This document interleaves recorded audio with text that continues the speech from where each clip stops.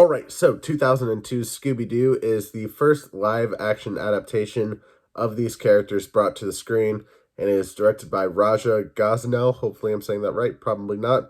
Screenplay by James Gunn, who I'm sure a lot of people know for directing the most recent Suicide Squad film, as well as the Guardians of the Galaxy films.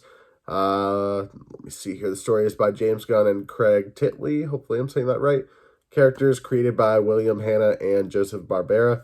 Hanna-Barbera, I'm sure a lot of people have heard of that. Believe that like Yogi Bear and Flintstones and other stuff like that is created by Hanna-Barbera. So a lot of popular icons that we've come to love and know today even. But yeah, it stars Matthew Lillard as Shaggy, who is in a film 8 years prior to this that I very much love. It'll be the last movie that I review in this whole week, just over a week actually, of Halloween / horror related movie reviews. So yeah, on October 31st, Halloween, I will be reviewing Scream 1996, one of my favorite movies to watch around Halloween, if not my favorite, and Matthew Lillard is in that movie as Stu. Love him there, and I love him equally as Shaggy in this film. But yeah, just wanted to talk a little bit there about the whole week of reviews that I'm doing on the channel. So stay tuned for other reviews coming every day leading up to Halloween, and then that Scream review on Halloween. But yeah, Matthew Lillard as Shaggy, fantastic in this film. Freddie Prinze Jr. plays Fred, which is a character I don't necessarily love in this movie. He is very much a pervert towards Daphne, for sure. But he's kind of fun to watch at the same time. He's a little douchey, but, you can't help but like him at times. He's a pretty decent leader. So we have Sarah Michelle Gellar as Daphne, which is the one that always gets caught in traps and whatnot and has to be the damsel in distress. But in this movie, she does kick a little bit of ass, so that's pretty cool. Linda Cardellini as Velma, which I'm sure a lot of people had their sexual awakening from this character. Which, yes, by the way, this isn't much of a kids review here, but yeah, Linda Cardellini as Velma, especially in the second movie, was very much sexualized, which kind of goes to show that this film, as well as the next one, aren't very much for kids, which, by the way, I'm not going to be reviewing the second Scooby-Doo film, just this one here. But, yeah, I mean, there's elements of this movie that are very childlike and have fart jokes and whatnot and stupid humor that kids would love. And then they have another side of this film that's full of adult humor, stoner humor, sexual humor, all that kind of stuff. Little undertones in the movie and some things that aren't as subtle as they should be. But yeah, this film kind of doesn't know whether it wants to be a kids movie or a movie for the kids that watched Scooby-Doo growing up, But yeah, also in here we have Neil Fanning playing the voice of Scooby. We have Scott Innes playing the voice of Scrappy. We got Rowan Atkinson as Mondavarius. Hopefully I'm saying that right. And Isla Fisher as Mary Jane, which just goes to prove, stoner humor in this movie, which isn't the first time we get stoner humor in the movie. But let me kind of talk about the plot a little bit in case you've forgotten, because I'm sure a lot of people watching this review are people that watched this as a kid, as I am myself, or was myself, I should say. I loved this movie as a kid. I watched it so much to the point where my aunt actually had to tell me it was broken, just because that is how much I watched it. I used to love this one. But yeah, it starts off basically with them solving a mystery, and lo and behold, the monster / ghost / ghoul, whatever it was, turns out to be just a dude in a costume with smoke and mirrors and just effects to make it look more real. And I like that aspect of it. But then this movie does something different where it takes you to a place called Spooky Island. And essentially you have these little goblin monsters that are possessing people and turning them into just weird versions of themselves. And they have this whole sacrifice that they want to do with Scooby, which, by the way, I know I'm spoiling this right now, but this has been out for 10 years. No, not even 10 years, 20 years, right? So, yeah, it's been out for quite a while.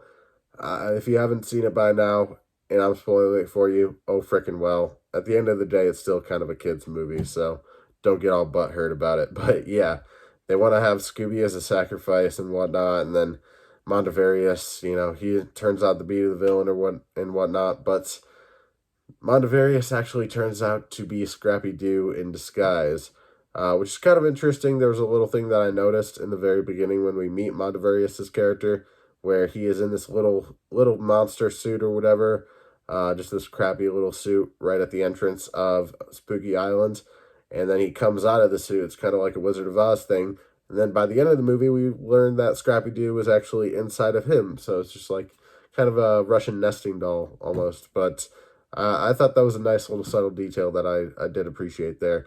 But yeah, the character of Mary Jane, it's just like Scooby, or not Scooby, yeah, well, I guess Scooby and Shaggy get on the plane, and, Shaggy meets Mary Jane, finds out her name, and he's like, oh my god, that's my favorite name ever. Um, just going to show, yes, this character is a starter. Not going to show him smoking weed or anything like that. He's very much a hippie, lives in the van. There's even a scene before that where him and Scooby are in the van making food, but it just shows you the outside of the van, smoke coming out of the top of it, and then you go inside, and then it pans down, and you still see the smoke, and he's like, oh, nice and toasted, and then you realize that he's like grilling some food. And I'm just that's the kind of stuff that I did not pick up on as a kid, um, which goes to show a lot of stuff like this just flies over their heads. But there is a joke in here that did not fly over my head as a kid, and that is the whole joke that there's a whole subplot in here where the characters, their souls are essentially going from character to character. It's kind of fun because they have a whole scene in here where the characters, while the actors' voices are like dubbing it, the actors are playing the other actors' characters, if that makes sense. Probably not the best description of what I'm trying to say here, but yeah, essentially you have the souls going from character to character. So, for instance, you'll have Shaggy being Velma. You'll hear Linda Cardellini's voice, but he'll be acting like Velma. So it's just kind of like a fun little almost improv thing that they get to do where they just kind of action out how they think the other characters would act out, just with their movements and whatnot. I thought that was really fun. But yeah, with the whole subplot, you have Fred, his soul, essentially going into Daphne's body. And then he's all shocked at first, but then he's like, hey, I could look at myself naked.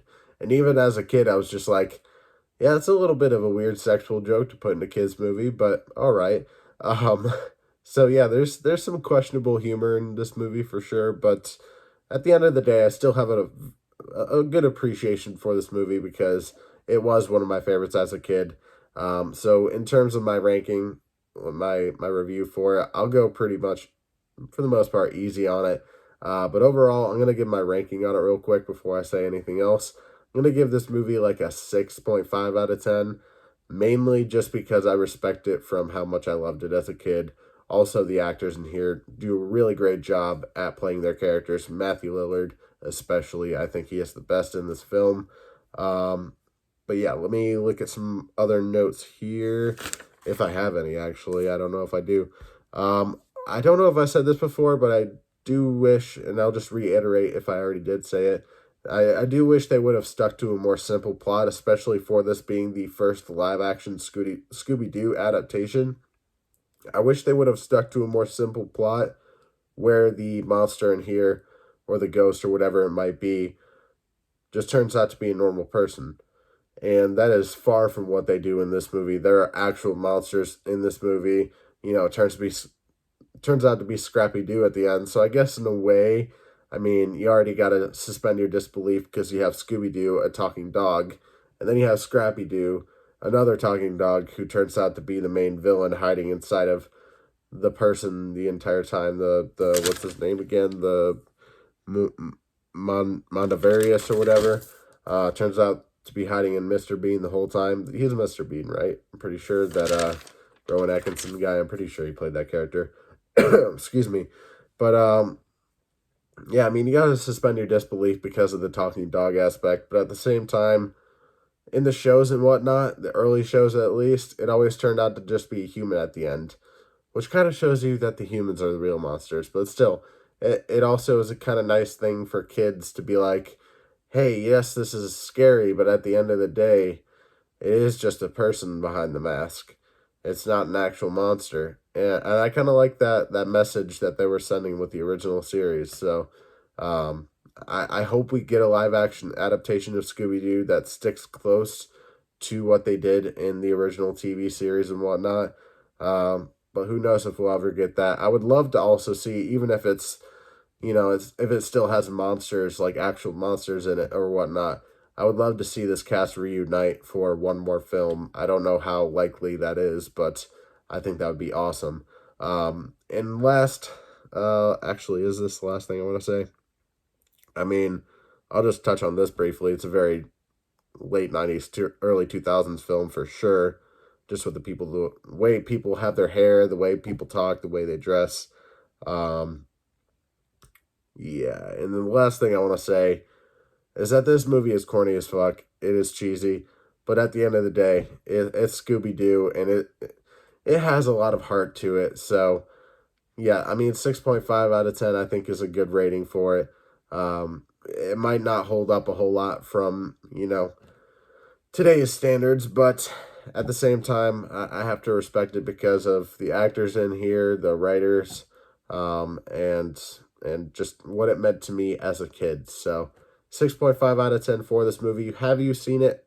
Hopefully you have, because I basically spoiled the whole movie, essentially. Maybe not the whole movie, but a good amount of the movie and the plot or whatever, but it's been out for a while, so get over it. But do you love this movie? Do you hate it? Are you in the middle? I appreciate this movie a lot. I like it, but I don't love it or anything like that. I definitely don't hate it. But yeah. And then have you not seen this? Are you planning on watching it this Halloween season? This Halloween season? Why or why not? I would love to know. Comment down below. Just really comment with anything you want to say. I'd love to hear from you. Leave a like on the video, subscribe, hit that notification bell so you never miss an upload. And I should be back tomorrow with my review for 1998's Halloween Town. See you later.